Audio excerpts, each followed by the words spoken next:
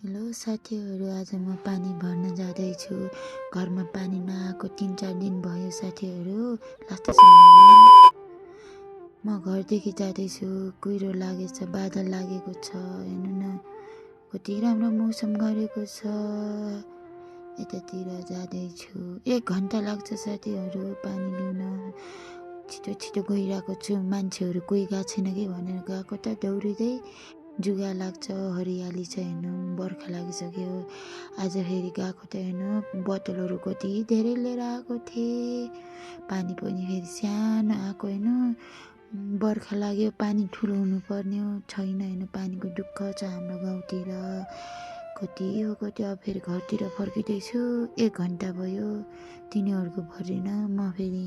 मेरो फेरि आधी घन्टामै भर्यो साथीहरू। मेरो गाग्री सानो थियो, मेरो भरिसक्यो। घर फर्किँदैछु साथीहरू। उकालो चढ्ने लाएको छु।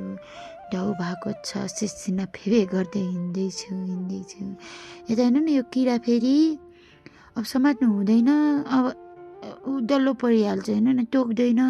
यो ठाउँ देखेपछि बल्ल आधी बाटो आएको महसुस भयो। त्यो पछि हिँड्दैछु साथीहरू। कतिखेर पुगिला र घर बस्ने होला भन्ने भएको छ साथीहरू। घर त आइपुग्न लाग्यो साथीहरू, खुसी लाग्यो। छिटो छिटो हिँड्दैछु, छिटो। अब हेर्नु न, कति राम्रो मौसम हो। यतातिर दाङ घोराइ जाने बाटो हो हजुर, माथि स्वर्गदारी हो, त्यो धरमपान जाने बाटो हो। म फेरि घर जाँदैछु। घर फेरि बहिनी के गर्दैछ हेर्दै जाम है साथीहरू।